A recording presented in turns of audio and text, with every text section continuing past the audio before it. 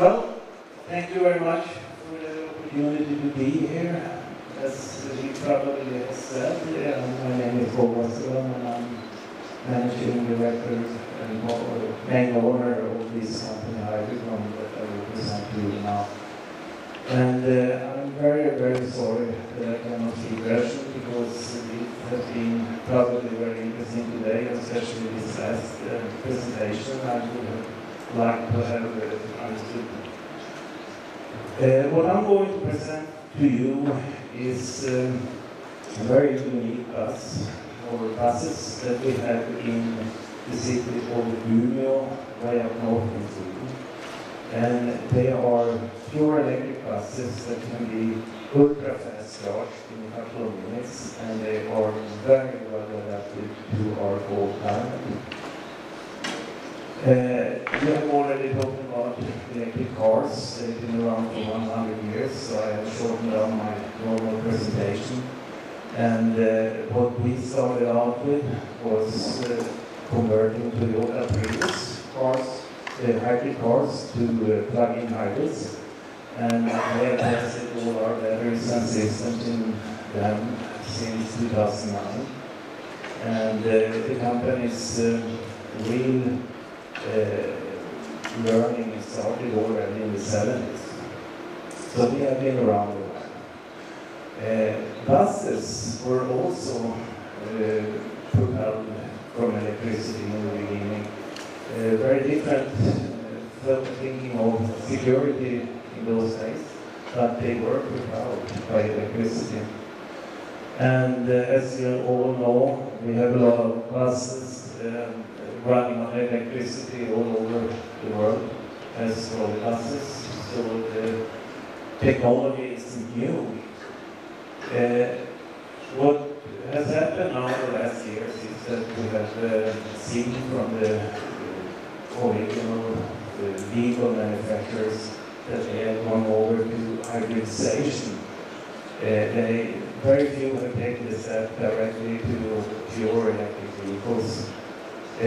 But they go to hybridization by putting in a bit more somewhere between the engine and the driveline. So that is the way they have to go forward to teach their own organization and the customers about putting electricity into vehicles. They have made very huge investments in manufacturing of diesel engines and gearboxes and ordinary transmissions, so they can just scrap all of that and go on with pure electric propulsion. And of course they have to teach the customers that this is the way we can go. We have had pure battery buses too. Mostly they have been rather small, running around in parks and around fairs, as the one you see above. The bottom left is a Californian version of a very special bus that is both run by the batteries that we are going to present to you now, that using Hybricon batteries, and they also work with fuel cells. The most famous electric bus now in the United States is neglected, the real old parts of the we represent. So we consider ourselves as cold climate experts, and the buses that we will present to you, I guarantee that they can run in the winter time at -30 degrees and be warm and comfortable and reliable.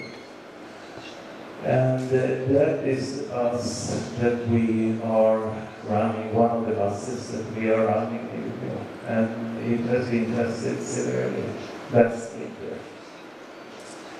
What we do is that we offer the components necessary for this, So we can retrofit all buses, and we are now planning for manufacturing of new buses because to make them really good for the climate, we have to do that already from the start. And what we are building is pure electric buses with battery control systems and dual electric motors that we place all the way out in the wheels on the buses. To that we add a range extender that is a diesel or biodiesel or biogas engine running a generator that charges the battery. That way we have an extended range electric vehicle. We work with wheel motors, and that means that we have not the ordinary rear axle, but a system that I'm going to present to you. We can take ordinary buses and take away the whole driveline, and we replace it with a new axle cradle where we have two wheel motors. So we really have two moving parts with or without gearing that makes the electric vehicle very simple after removing everything, or rather simple, I should say. To that we add batteries. In the low-floor buses we add them on the roof, and we have worked with traditional lithium iron phosphate batteries, balance and European batteries, and you produce in Finland. But from this year we will work with the lithium titanate LPO batteries, and I'm going to explain more about them later. And then of course we add, if the customer wants the range extender, which mostly can work as a backup, or if you want to run intercity, you have that availability. And we want to offer engines for different fuels.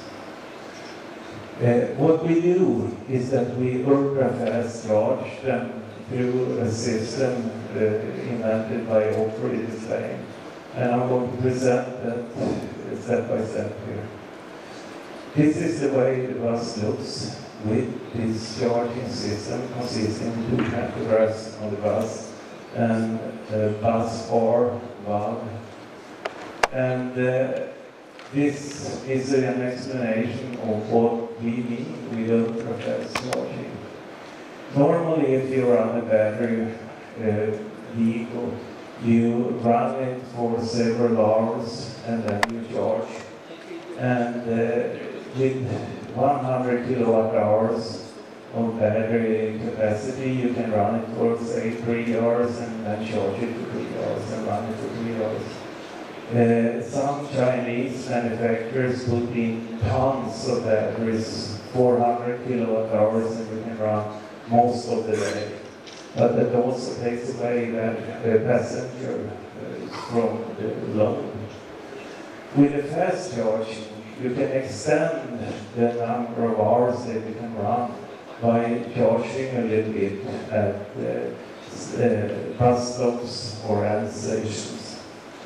What we do is that we ultra-fast charge for 5 minutes or something like that, that's depending on the routes, and end stops. And with these 5 minutes we can run for an hour. And that makes it possible to run 18 or 20 or 24 hours a day in city traffic. This system was projected planned in 2010, and it was reality last year, and we go into production this year. We also have a very, very neat system that we will present later on, but we choose to go with the pantograph system now because it's very, very visual. This is a bus that looks like a tram, but without rails. So it's very obvious that this is something than an ordinary bus. We have been charging for 10 minutes for a 30 minutes route up till now. And now we are step by step going from 6 to go 3 minutes for a 60 minutes run. Many people discuss and ask, well, if we are at this level now, where will we end up in a couple of years? Well, we think that battery development takes decades. So this is a real step where we can start working with these battery systems and use them daily for years to come. And it will probably take many years until we see the next step of development. But we need very special batteries. We work with the American Alkaline batteries that can do this, and we work with the off-grid charging stations, and we have the control system both for the charging and for the buses that we have developed ourselves.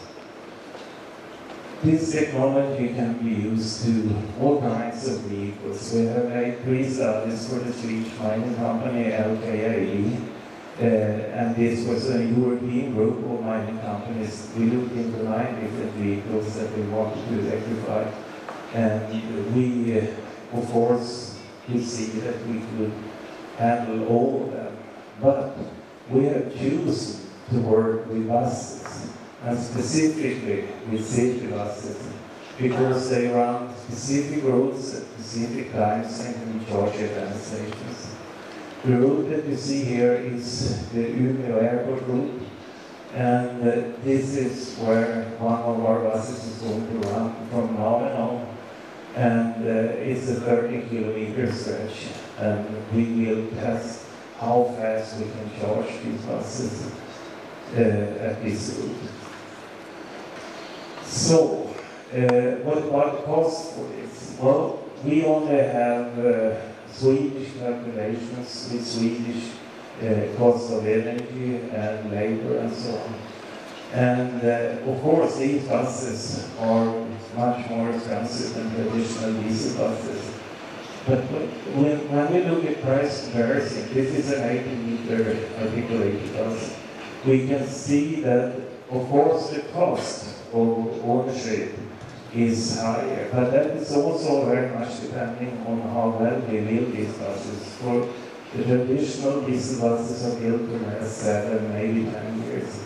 And since we have, and this now, we can give a 10 to 15-year guarantee on the take a part of this calculated monthly cost and save up for a total bag and for 12 meters. And it is, of course, possible to alter these figures. This increase. This will be very profitable. And we also have calculated this from a very low production rate, because that's why we have to stop. If we go into cooperation now with the party we have planned for Europe and with Revolta here for Russia, it will be real serial production. Therefore, the costs for the investment of the buses will be lower. And what is the price? What are we willing to pay to be able to breathe in the summer in Oslo? We have to put the prairies on the environment, and here is where we can calculate it. We have a business concept that I usually never read from my PowerPoint pictures, so I hope that your translators can read from this, and you can give a sign to Maxime when we go to the next page.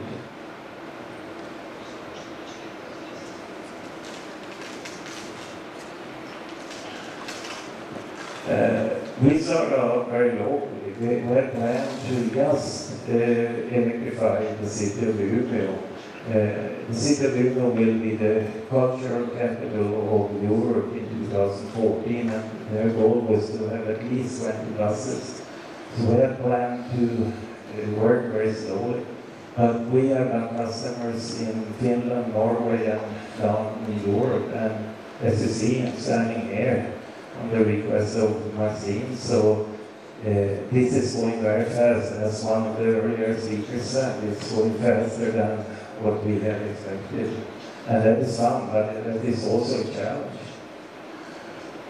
We are not alone. We are a rather small company. We can't brag about having hundreds of employees. We are 20 people employed and 30 working. So we have a lot of partners that backs us up when it comes to this. And we have planned our range extenders that are separate in the way that the customer can choose the fuel cell. But when the fuel cells are right for market, and they have a higher efficiency and lower price than they have today, that will be the solution for intercity use in buses. So we have prepared for that. We also have a lot of success factors in this company, and that is also one of the things I will not read for you.